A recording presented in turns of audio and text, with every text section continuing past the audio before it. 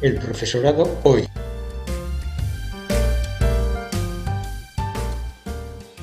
Podcast dividido en 4 partes que recoge la intervención de Fernando Zembranos en el encuentro de verano del 29 de junio de 2024, organizado por Consejo Educativo de Castilla y León.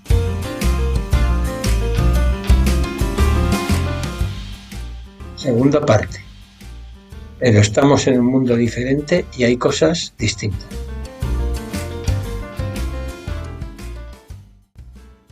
Bueno, ahora voy a cambiar justo y voy a decir lo contrario, pero creo que tiene más valor este punto primero que el segundo. Ahora sí, voy a meterme con el segundo, que es que vivimos en un mundo diferente. Una de las cosas que tiene, a diferencia de antes, es que el pacto de si te esfuerzas te va a ir bien en la vida, se acabó. O sea, es un futuro muy incierto, muy extraño, que no sabemos por dónde va ni por dónde viene, tenemos algunos temores, tenemos algunas esperanzas, pero es un futuro muy incierto y no solo incierto, sino que lo obtenemos, o sea, que no es un futuro bueno del todo, o sea, que hay cosas muy chungas por delante, ¿no? Entonces esto lo podemos saber con análisis así más finos de, yo qué sé, de los ecosistemas o de las migraciones, el sistema de migraciones climáticas que van a ocurrir y que ya están ocurriendo, etcétera, o sea, todas estas variantes, pero que es un mundo complicado, donde ni siquiera, yo qué sé, estudias arquitectura pensando que te va a ir bien y luego no te comes una rosca con arquitectura. O sea, que esas promesas de si te esfuerzas tal, pues se ha roto un poco. Aún así, no se ha roto del todo. O sea, que eso no quiere decir que si no te esfuerzas y te lo trabajas y te relacionas bien con el aprendizaje, pues tienes más posibilidades, ¿no? No solo para ti, sino también para tu clase social o para luchar, o sea, si te esfuerzas, hay más cosas que vamos a poder hacer bien y con más poderío. Bueno, luego, esto es más reciente y no sabemos qué curso va a tener. El otro día aparecía un artículo que se llamaba El brutalismo, o creo que algo así, como valor, donde aparecía en el diario.es, o sea, donde empieza ya como a exhibirse, como no cabemos todos, pues a unos cuantos que les vaya, o sea, vamos a darle patada para afuera, y eso explica una parte del auge del fascismo, etcétera. O sea, eso está ahí, está llegando, no sabemos cómo se va a configurar, porque no creo que se parezca mucho el fascismo a lo que ha sido el fascismo, sino que va a ser de otro cuño. Pero bueno, por ahí están empezando a pasar cosas. Por ejemplo, muchos jóvenes, sobre todo hombres, reciben algoritmos filofascistas constantemente y están empezando a moldear su cabeza, ¿no? Esto es súper reciente. O sea, tampoco sabemos qué curso va a seguir. Luego voy a hablar de otros que no les pasa eso, ojo, pero eso está pasando y es un fenómeno creciente, ¿no? Que es que simplemente por unos sistemas algorítmicos que el poder ya maneja mucho mejor y tal, empiezan a llegar mensajes todo el rato y a veces solo te llegan esos mensajes, ¿no? Otra cosa que no se está dando importancia es que no se duerme, no se duerme. Leyendo hace poco un libro sobre esto, que no recomiendo para las personas que tengáis problemas de sueño, porque la verdad es que asusta bastante, pero venía a decir que el autor del libro había preguntado a la gente de su alrededor si en la escuela le habían hablado algo de salud. Y dice, sí. ¿Y de alimentación? Sí. ¿Y de ejercicio físico? Sí. ¿Y del sueño? No. Entonces es curioso porque esto es novedoso ahora que está en riesgo. Entonces el sueño, vamos a recordar muy brevemente, son varias horas, casi 8 y pico, tiene varios ciclos, en cada ciclo ocurren muchas cosas, pero esencialmente 2, sueño profundo, donde todo esto es un poco metafórico, se vacía el hipocampo, o dicho de otra manera, se vacía la memoria a corto plazo, y el sueño REM, que es el que se mueven los ojos y tal, que es donde se coloca la nueva información vaciada del hipocampo en diferentes sitios de la corteza cerebral. Y se coloca de una manera muy interesante, porque por un lado se coloca de una manera lógica, asociativa, con lo que sabemos, y por otro lado se coloca de una manera muy creativa, y por eso tenemos estos sueños tan raros, ¿no? Porque una información nueva dispara, por un lado, para conectarse con los lugares lógicos, y por otro lado dice, y a ver si tiene esto que ver con esto, y te empieza a decir cosas raras que son las que luego recordamos en los sueños. Esto ha sido una de las mejores cosas que le ha pasado a la humanidad. Tan importante es que en la fase esta REM, el cuerpo se queda sin poderse mover, ¿no? Que a veces soñamos que no puedes moverte, ¿no? Es que realmente se desconecta el sistema motor en la fase REM. Y la biología evolutiva ha premiado que tú te tengas que estar 8 horas, de las cuales en varios ratos largos estás completamente indefenso ante los depredadores. Y ha premiado eso sobre pues dormir menos, o sea, te deja inválido.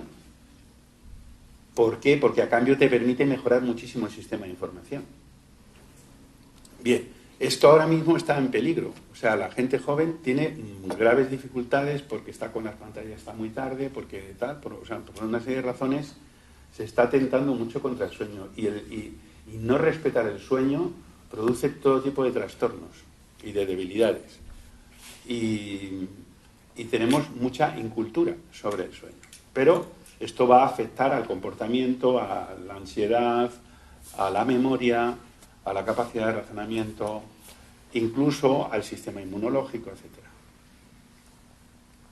Bien, la siguiente característica es que estamos muchas horas conectados o hiperconectados a las pantallas.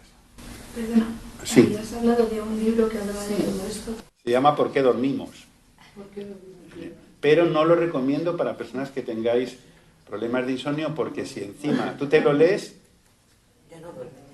y piensas todo lo malo que te va a pasar,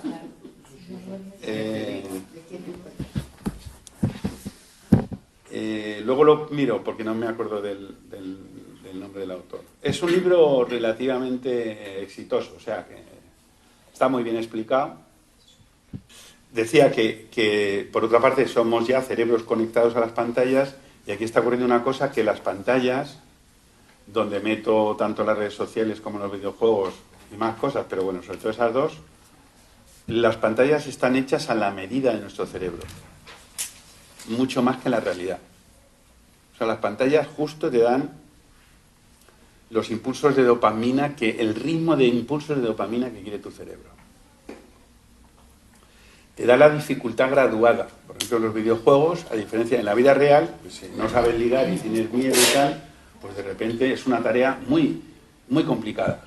Pero el videojuego te da un poquito para que entres, resultados con éxito, te da esa percepción de contingencia, esta idea de doy un botón y ocurren cosas con éxito, pim pam, luego ya te lo pone un poquito más difícil, eso te mola, porque por motivación de logro la dificultad, pero tiene que ser una dificultad accesible. Si es un poco más, es una dificultad, como pasa en muchos métodos de música, ¿no? Que empiezan a decirte la corchea, la semicorchea, y luego ¡pum!, hacen así y te meten toda la escala y los armónicos y tal, y ya, y dices, no, porque el cerebro quiere ir así, quiere ir poco a poco, y dificultades de vez en cuando accesibles. Esto es muy importante porque tiene numerosas aplicaciones, por ejemplo, para el estudio de las matemáticas, de la sintaxis, etcétera, cosa que también a la escuela se le olvida, ¿no? Entonces, si tú te pones una dificultad así de gorda y te dicen esta frase, sea X tal que X, y dices, ¿qué quiere decir eso? Por Dios. Bueno, entonces por eso están ganando las pantallas, porque al cerebro le gusta más esa lógica que la lógica de la realidad, que es más dura, más viene a trompicones, a veces no controlas nada, a veces te salen las cosas por casualidad, y eso pasa bastante. Bien, otra característica de la cual sí que vamos a sacar también alguna conclusión es en lo que podríamos llamar el déficit de interacción presencial. Esto es una novedad en la historia de la humanidad. Digamos, en la humanidad antes no había pantallas, no había espejismos de colores, ¿no? No había cosas que ocurren en un sitio donde tú actúas poco. Digo, siempre hemos estado pues en cuevas primero, luego tal, en campamentos, tal, y siempre hemos estado en el lío humano, ¿no? Que es rozándote, discutiendo con el de al lado, compitiendo, queriéndote, ayudándote, tal. Y esto se ha visto mermado por 3 razones principales. Una, porque hay menos niños y niñas en cada unidad familiar. 2, porque la calle ha sido robada por el automóvil. Y 3, porque tienes el acceso de relacionarte con una pantalla, que aunque es una relación que también es humana, pero digamos mucho más degradada, más pobre, aunque rapidilla y por eso nos gusta, pero esas 3 características hacen que, pues, no sé, muchos adolescentes o niños o niñas y tal no salgan a la calle, no estén horas en la calle y no tengan las capacidades de socialización no solo con los de tu clase en el recreo, sino con chavales de un poquito más de edad, con otros de un poquito menos edad. Todo ese lío que hemos tenido en la historia de la humanidad, pues se ha empobrecido mucho. Entonces podríamos decir que tenemos un déficit de interacción presencial. Y ojo, porque esta es una de las riquezas de la escuela, o por lo menos la puede usar, porque la escuela podría ser rica en interacción presencial. Luego está el problema de la famosa posverdad, que es, pues ya nada es creíble, necesariamente, depende de quién la diga, etcétera. Y voy a contaros, porque eso es más conocido y no me voy a extender, pero sí voy a hablaros de la posverdad individual, la posverdad cotidiana que se nos ha colado. Y se nos ha colado por la vía del sentismo, que ya dije antes que lo iba a mencionar, el sentismo o el emocionalismo. El emocionalismo o el sentismo nace como una buena idea, que es que somos seres sintientes, que hay que tener en cuenta nuestros sentimientos, que tenemos que saber cómo funcionan, que tenemos que oírlos, que tenemos que tal. Pero ahora se ha convertido en el instrumento, vamos a decir, de ya no hay verdad, ni siquiera entre tú y yo. Voy a poner un ejemplo para que lo veáis. Primero, se llaman sentimientos a cosas que son pensamientos. Los pensamientos tienen unas características que es que quieren ser consistentes con la realidad, o sea, empíricamente consistentes, y quieren ser consistentes con otros pensamientos jerárquicamente superiores, es decir, que quieren ser lógicos. Eso es una cosa que le pedimos al pensamiento, de una manera natural. O sea, que si yo pregunto, yo que sé, ¿cuántos móviles hay en esa silla? Pues uno. No, venga, 100, no, hay uno. Entonces mi cerebro... Pero cuando yo lo proceso como sentimiento, curiosamente el referente no es la realidad, sino el referente es mi reacción emocional. Y entonces yo puedo decir, bueno, yo siento que hay 100. Y ya no me lo discute nadie. Claro, en este ejemplo es un poco burdo, pero voy a poner 1000 ejemplos para que lo veáis que no es tan así. Imaginaros que yo digo, pues no sé, cuando he llegado, no sé, me he sentido un poco despreciado. Y Carmen de los nervios y también Calle dirían, pero si te hemos dicho hola, pero si... Bueno, yo me he sentido así. Nada que discutir, ¿se entiende? Codifico un pensamiento, porque es un pensamiento. Pienso que me habéis despreciado, que por cierto es un pensamiento pues que no tiene contraste empírico, o sea, no ha ocurrido. Pero yo no tengo que mirar eso, tengo que mirar mi malestar. Como lo codifico como sentimiento, pues entonces ya no tengo que mirar la realidad. Entonces esto me hace más idiota, más tonto. No sé si veis por dónde está yendo la educación emocional. Que yo siento lo que sea, que es, esta película yo creo que es mala. ¿Por qué? Bueno, yo lo he sentido así. No, vamos a afinar. Esta película no me ha gustado, eso no te lo puedo discutir. Pero que es mala, vamos a discutirlo. Pero si yo digo, no lo he sentido así, yo lo he sentido así, lo pongo en un cajón donde se acabó la interacción, se acabó la construcción colectiva, se acabó la búsqueda de la verdad. De la verdad en sentido minúscula, perdón. Entonces, se nos ha colado con toda la buena intención, porque la intención era buena, que somos seres sintientes, vamos a tener en cuenta eso. Sí, pero lo que hemos hecho es renunciar al neocortes. Y esto nos hace mucho más bobos todavía y desde luego ya vía libre para todas las sandeces que te van a llegar por las redes y por todos los lados. Porque, como tú lo colocas, lo codificas como sentimiento, pues no hay que procesarlo. Dicho, en términos neuronales es, voy a procesar con estas poquitas neuronas en vez de con estos millones de neuronas que yo tengo para contrastar un acontecimiento, un argumento, un conocimiento, en fin, algo que es una cognición. Entonces este secuestro de la cognición, reducción a sentimiento y encima no podemos discutirlo, cuando digo discutirlo es contrastarlo, o sea, poder avanzar sobre ello. Yo me paro enseguida y yo digo, bueno, yo lo siento así. Hay otras cosas que ya venían de antes, de mi propia generación, pero que también se colaron y que son muy importantes, que son, por ejemplo, me siento inferior. Bueno, la pregunta es si lo eres. No si te sientes, no sé si veis, sientes, basta con que tengas malestar para que se valide esa cognición, que por cierto es errónea. Aunque no es errónea en cuanto a astronauta, porque como astronauta la verdad es que eres inferior a Pedro Duque o a quien sea, o como patinador o patinadora, ¿no? Pues sí, eres inferior a... Pero, ¿se ha entendido? Bueno, pues ahí se nos ha colado otra borda. Y ahora tenemos un problema, que además hay que reflexionar y a ver cómo lo hacemos, porque ni siquiera las propias personas que trabajan en la inteligencia artificial saben qué está ocurriendo y qué va a ocurrir. Pero vamos a ver algunas de las cosas que va a pasar. Yo todavía no me voy a fijar en las partes chungas del tema, aunque algunas son muy chungas. Voy a decir solo una, que es, como la inteligencia artificial es todo menos inteligente, ¿no? O sea, es una cosa tonta que aparenta lista y lo aparenta muy bien, no distingue los errores. No distingue errores.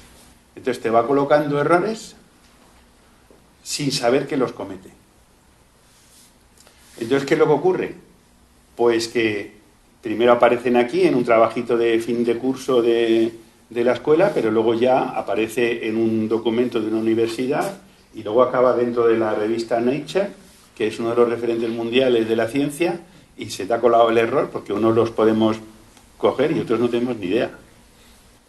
Entonces, esto supone una contaminación de error de todas las bases de datos que está haciendo que algunas personas ya digan que no se puede consultar nada posterior a 2022, porque ya han sido contaminados. Por ejemplo, Amazon dice, ha prohibido a la gente que suba más de 3 libros al día. ¿Por qué? Porque la gente está con la inteligencia artificial subiendo 70 libros. Imagínate, 70 libros sobre la ansiedad. Ahora me lo cambias así, ahora me lo pones para un lenguaje de 3 años, ahora me lo pones para un lenguaje de 12, ahora me lo pones para ahora me lo pones... Y en nada se contamina todo el saber universal. Bueno, esta es una de las chungas. Pero no voy a referirme a esa parte, me voy a referir a que hay una novedad que nos afecta a la escuela y no sé cómo. Y esta la voy a poner más como interrogante. Empezamos con los libros. Los libros hicieron, los libros cuando aparecen en la historia de la humanidad, que ya la memoria no sea tan importante, ¿no? Entonces el poema del Mío Cid, que lo sabíamos sí, con rimas y todo eso para tal, pues ya no es importante, pues ya lo tienes en los libros. Entonces el ser humano se coge la prótesis del libro y dice, puedo almacenar un montón de información ahí. O yo qué sé, el GPS. El GPS, el Google Maps, ¿no? Te lleva, no sé, a mí me puede llevar a Fuenlabrada, yo soy de Madrid, a Fuenlabrada, a una calle pequeña de Fuenlabrada, con muy poco esfuerzo, me lleva, tal. A cambio renuncio, pero renuncio con gusto, a mi sistema de orientación. Pero tengo la función resuelta y probablemente mejor resuelta. Bien, así nos ha ocurrido con todo, con la calculadora, ¿no? Ya los niños no hacen cálculo, pero es que no les falta, porque tiene calculadora en todos los lados. O sea, es toda esa dedicación que la humanidad hizo a poder hacer, yo qué sé, multiplicaciones de 5 cifras y todo esto, pues ya no hace tanta falta, la verdad. Es mejor dedícate a otras cosas. ¿Cuál es la novedad de la inteligencia artificial? Que coge otro fragmento que sí que era de los nuestros, de los que valorábamos más, que es el razonamiento relacional, o sea, la capacidad de relación. Tú le preguntas, yo se lo pregunté el otro día a la inteligencia artificial, que me relacionara el principio de incertidumbre de Heisenberg con un beso. Y la respuesta fue genial. espectacular, por cierto, preciosa. Entonces, justo lo que hacíamos es, no, mira, no te aprendas como un papagayo. Esto, sino que vamos a aprender a relacionar esto con esto. Bueno, pues esto ya en 4 segundos te lo hace la... Entonces, esto sí que es una novedad gorda, porque afecta... O sea, si yo lo puedo saber, ¿no? Haciéndolo así, esto ya lo hacen los chavales todo el día. O sea, ya las cosas, las grandes preguntas que hacíamos, el 80% de ellas ya no valen igual. Entonces, esto nos plantea, entonces, ¿qué tenemos que aprender? Porque ahí hay una novedad. E insisto, no voy a hablar de todas las partes chungas, sino simplemente que esto es una novedad. Voy a aclarar por qué he dicho que es tonta, porque hay gente, no todo el mundo lo sabe. La inteligencia es tonta porque en esencia hace 2 cosas, que es mirar correlaciones. Mira correlaciones y ya está. Entonces lo que pasa es que ahora las correlaciones antes eran con unos entrenamientos muy básicos y ahora lo hace con los Big Data. Hace correlaciones con millones y millones de datos y por eso parece tan lista. Porque tiene muchos datos, tiene billones de datos que puede procesar con bastante facilidad, pero no tiene ni idea de lo que dice. Voy a poneros un pequeño ejemplo para que se entienda. Imaginaros una persona que está dentro de una habitación y que por una ventana le mandan mensajes en chino. Una persona que habla castellano, sin más, ¿no? Y por otro lado tiene un diccionario, ¿qué he dicho? En chino. Sí, y tiene que hablar en ruso. Entonces coge el diccionario, no entiende nada, pone la frase, lo traduce y se lo pasa en ruso. Eso es exactamente la inteligencia artificial. No entiende nada de lo que hace. Pequeño paréntesis que puede ser muy interesante, la gente que investiga la inteligencia artificial, claro, trata de emular la inteligencia humana y se han dado cuenta de que la inteligencia humana, el llamado sentido común, tiene un montón de cosas que yo creo que solo Piaget estudió, pero un montón de cosas que no tenemos ni idea de que tenemos. Por ejemplo, que la cabeza siempre está encima del cuerpo, que no se separa del cuerpo. Ese dato, la inteligencia artificial no lo sabe. Entonces, cuando tú le pones una cabeza y hay un mueble delante, pues a lo mejor ya no te lo reconoce. O por ejemplo, que un perro ladra. Eso es una cosa que tú sabes, un niño pequeño, una niña pequeña pero una inteligencia artificial, cuando está analizando imágenes estáticas, no tiene ni idea de qué ladra. Bueno, dicho de otra manera, te va a contestar con mucha finura, pero digamos, su procesamiento es fundamentalmente estadístico y luego el otro que se hace es una cosa que se llaman redes neuronales, que es premiar unas sobre otras. Premiar unas sobre otras. En cierta medida se parece a lo que hacen nuestras neuronas en la cabeza.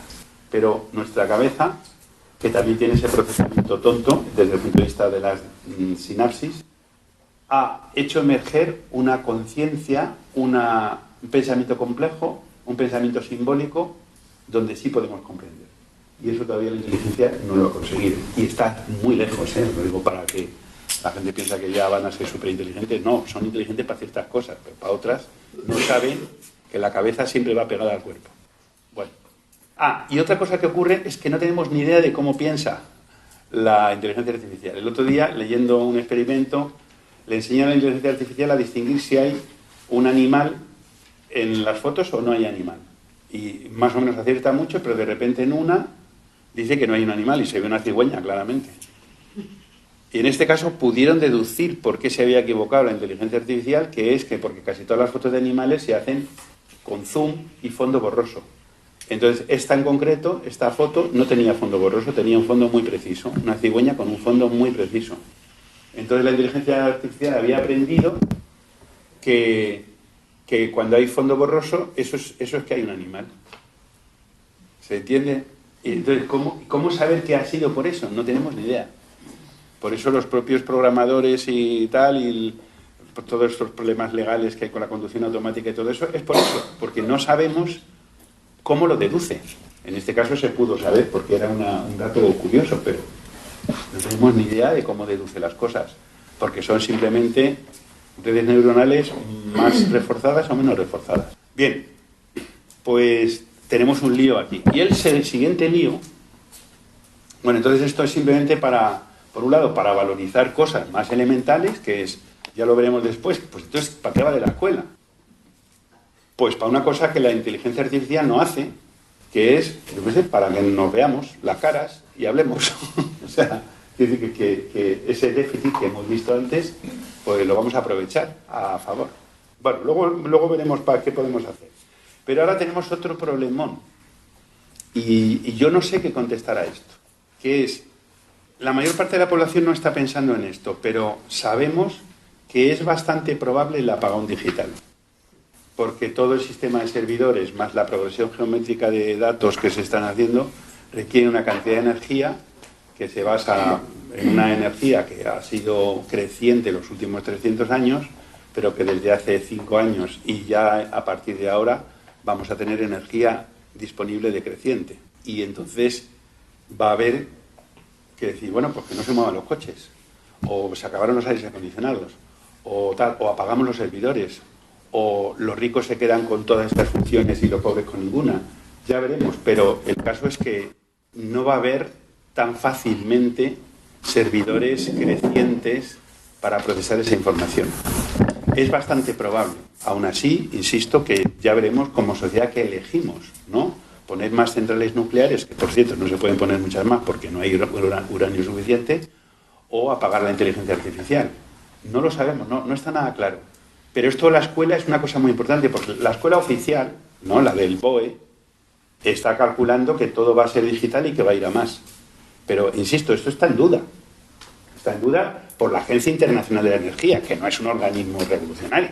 Simplemente es esta idea que tenemos de más energía barata para todo lo que queramos, no está nada clara. Pero ni siquiera es clara para saber si vamos a poder mantener las ciudades o qué. O sea, no está claro. Entonces, si no hay apagones en los próximos 30 años, todavía podemos tirar un poco más de, bueno, pues venga, más inteligencia artificial, que los niños y las niñas aprendan a preguntarle a la inteligencia, bueno, cosas así, que ya sabéis que ahora los exámenes son eso.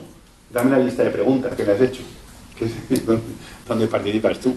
Dame la lista de preguntas que le has hecho a la inteligencia artificial, que es lo único que te puedo evaluar, que no sea lo que sea la propia inteligencia, porque la propia inteligencia te lo da en un momento. Entonces, ¿qué hacemos? Hacia adelante. ¿Cómo lo hacemos? ¿Damos por hecho que sí o que no? Porque si es que sí, pues efectivamente hay ciertas funciones que las podemos arrinconar a cambio de tener otras, y si es que no, pues a lo mejor hay que volver a estudiar los puntos cardinales y ver qué es ir para adelante y qué es para atrás.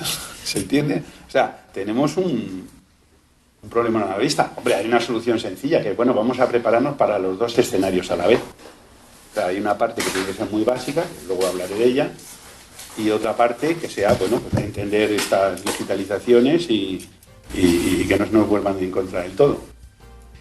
Dejo fuera la manipulación de la inteligencia artificial, los sesgos, todo eso lo dejo fuera, sino simplemente el mero hecho de que tengamos una novedad que siendo tonta parece lista, pero que resuelve cosas. Esto le plantea a la escuela cosas novedosas.